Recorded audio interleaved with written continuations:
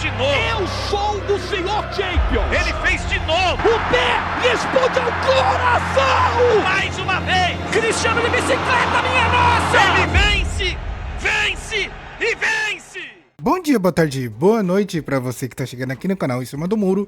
E hoje vamos comentar um pouco do que foi a derrota vergonhosa por parte do Santos e também a derrota do Corinthians, que foi uma derrota bem surpreendente, diga-se de passagem, dado a boa participação que estava tendo o Corinthians no jogo, e realmente eu acreditei que o Corinthians conseguiria a vitória em cima do Bahia, mas digamos que por duas falhas do Hugo Souza, o resultado foi diferente, e também temos que comentar um pouco sobre o Yuri Alberto. Então esse vai ser um vídeo um pouquinho talvez longo, e não vou fazer aquela pequena transição e mostrar imagens, porque aqui vai ser realmente só eu e você conversando face a face, face to face, e vamos traçar talvez um tipo de caminho e análise sobre essas duas partidas que marcaram talvez o início péssimo tanto do Corinthians como do Santos. Antes de mais nada, gostaria de pedir que você deixe seu like, comente, compartilhe, se inscreva no canal para ajudar e bora pro vídeo. Iniciando comentando um pouco sobre o Corinthians teve uma grande oportunidade de iniciar o Campeonato Brasileiro com 3 pontos. Dorival Júnior chegou e demonstrou já todas as suas cartas, iniciando o Brasileirão com o time titular, trazendo até Memphis como titular.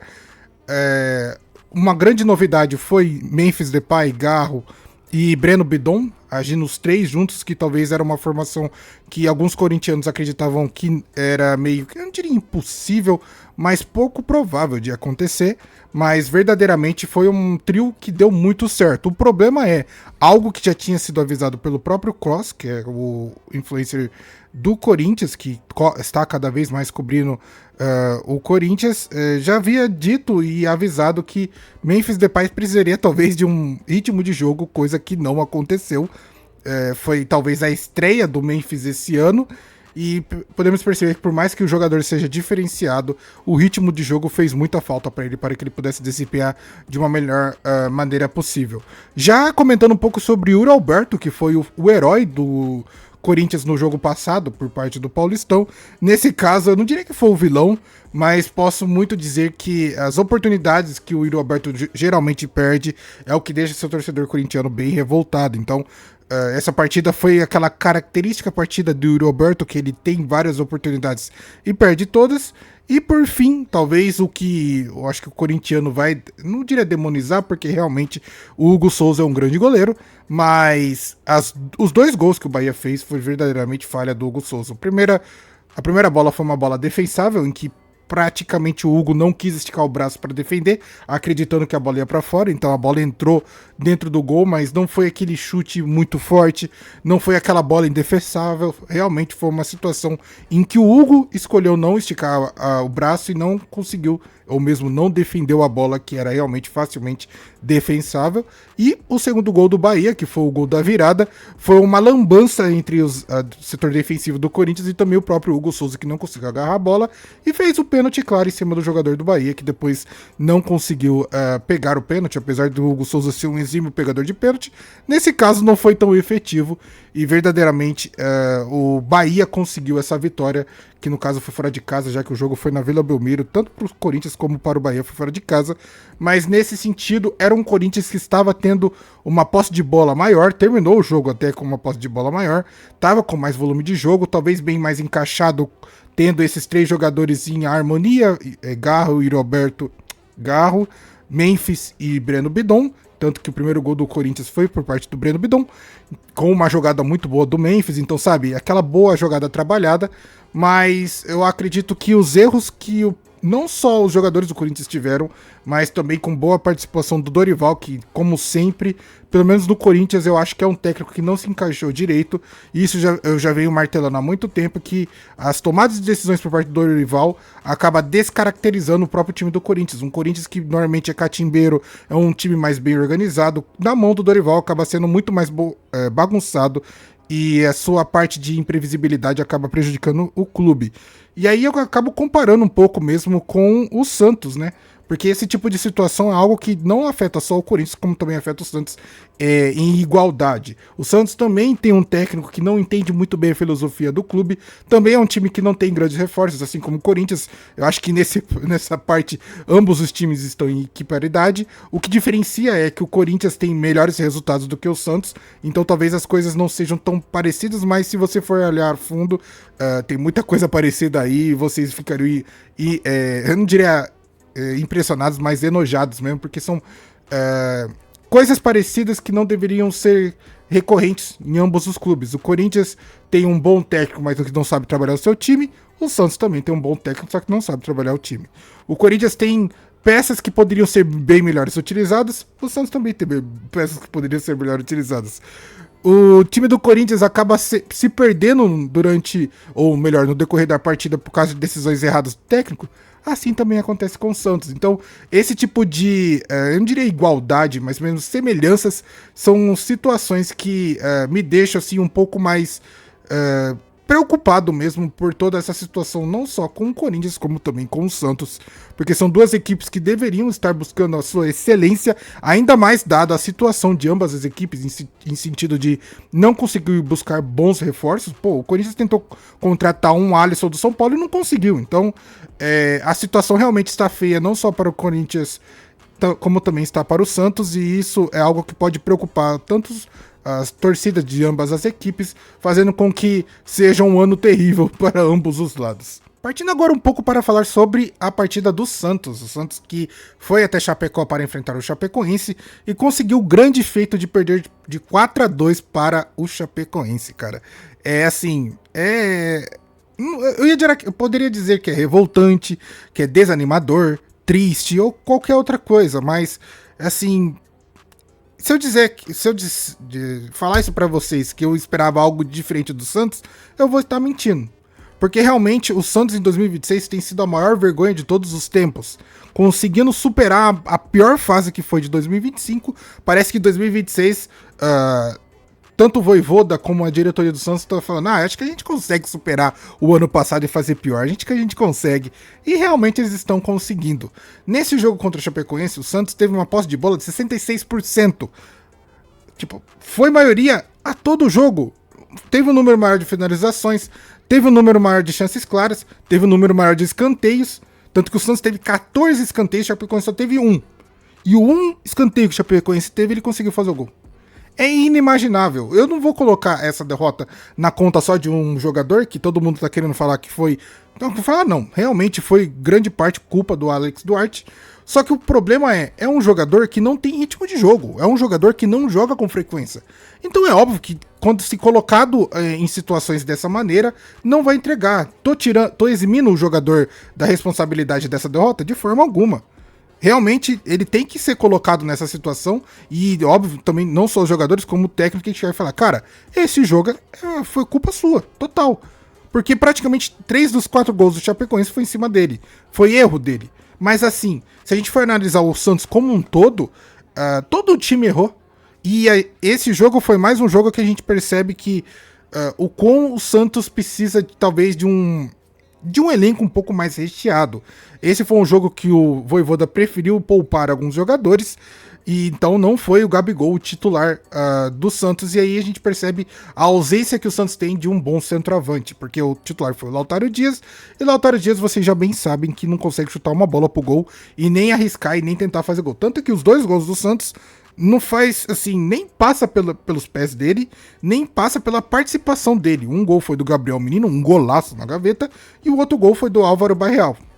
Então, o centroavante que não consegue nem chutar pra gol, ou mesmo arriscar, ou quase fazer o gol, é verdadeiramente vergonhoso. Eu nem sei por que o Lautaro Dias estava ali. E comentando um pouco sobre o Vojvoda, mais uma vez, tomadas de decisões que prejudicaram totalmente o clube, o Vojvoda parece que tá querendo realmente testar a paciência do seu torcedor, mantendo jogadores que todo mundo sabe, e eu acho que principalmente ele sabe, que são incapazes de entregar alguma coisa para qualquer qualquer pessoa que espera alguma coisa do Santos. Lautaro Dias e Cabadeiro são dois jogadores que não podem atuar pelo Santos como titular. Eu ouso dizer que talvez nem atuar pelo Santos, mas, assim, não quero também ser tão radical, porque justamente o Santos é um time que não está conseguindo reforço. Então você ficar se desfazendo dos jogadores que você tem acaba prejudicando o próprio clube. Mas iniciar um jogo com Cabadeiro e Lautaro Dias é realmente uma afronta para qualquer um que conhece pelo menos um pouco de futebol. Ah, mas então quem que poderia começar? Não sei, começa com molecada. Joga um Robinho Júnior, joga um Matheus Xavier, joga quem for. Mas não começa com esses caras porque a gente sabe que eles não vão entregar. São jogadores que não vão fazer coisa nenhuma de diferente que eles já fizeram. Então não adianta a gente ficar martelando na mesma situação. Mas, de novo, igual eu quero aqui colocar para vocês, que na minha opinião, o grande culpado desse jogo, de novo, foi o Vojvoda. Quando o Santos estava precisando realmente de uma estabilidade no meio de campo, já que não tem o Arão por um bom tempo, ele me vai e tira o único cara que estava conseguindo trazer essa estabilidade, que era o Zé Rafael. E aí ele abre o meio de campo e literalmente fala pro Chapecoense, vai, faz quanto gols vocês quiserem aí, porque realmente a nossa defesa agora está aberta. Uma defesa essa que já não era muito boa.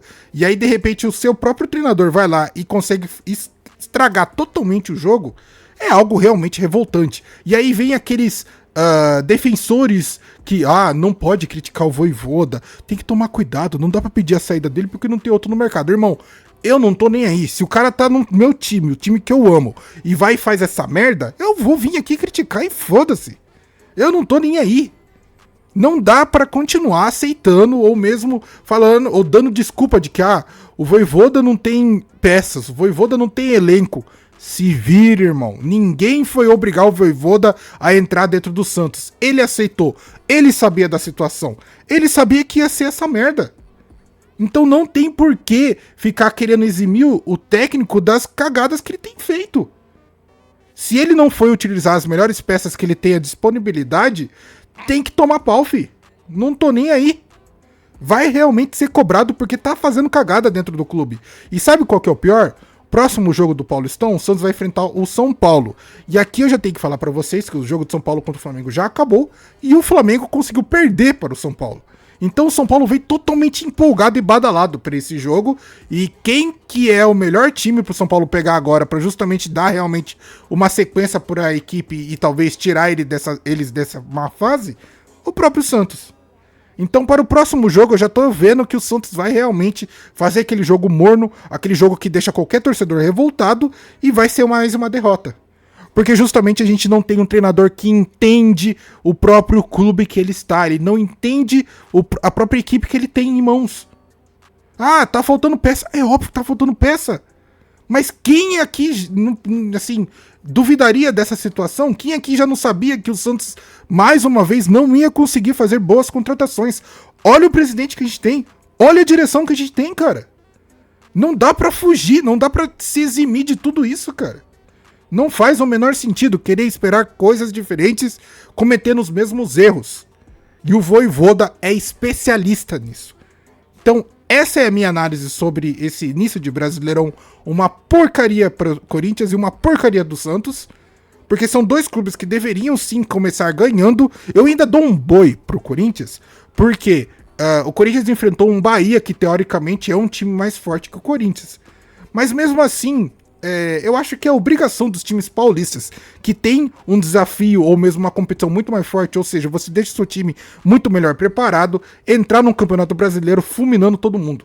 Se entra com o pé mole ou entra vacilando desse jeito, tem que ser cobrado. Assim como a torcida do Corinthians vai cobrar o seu clube, a torcida do Santos tem que cobrar o Santos também. Porque não dá pra ficar passando pano pra esse tipo de atuação vergonhosa de ambas as equipes. Então esse foi o meu vídeo comentando um pouco sobre a derrota do Corinthians e do Santos. Assim, eu não sei muito sobre o Corinthians, mas pro Santos já começa aquele desespero de contagem de pontos. Já são menos 3 pontos que o Santos poderia conquistar para justamente essa briga contra o rebaixamento. Vai ser mais um ano que o torcedor santista vai ficar olhando para o seu clube e pensando, cara, a gente podia estar melhor. A gente podia estar brigando e disputando alguma coisa. Mas não, estamos aqui nessa draga, eliminado de todas as competições que possivelmente a gente poderia estar competindo e brigando para não cair de novo. Porque o Santos ano passado só não caiu por um milagre, e um milagre chamado Neymar. Esse ano, o Neymar ainda não estreou, o Neymar ainda não voltou. Então a gente não sabe bem o que vai esperar desse time do Santos. Tudo que eu sei são péssimas contratações que o Santos vai fazer esse ano e vai ser mais um time porcaria que vai ser montado por parte de Alexandre Matos, Marcelo Teixeira e principalmente o Vojvoda. São, assim, é a combinação da coisa horrível. Do que não dá, assim, você sabe o que não vai dar certo? É só colocar esses caras tudo junto. Aí você sabe que realmente as coisas não vão pra lugar nenhum. Mas aí, o que você acha? O que você pensa? Deixa aí nos comentários. Gostaria de pedir que você deixe seu like, comenta e compartilhe. Se inscreva no canal pra ajudar. Vou ficando por aqui. Vejo você no próximo vídeo. Tamo junto e falou!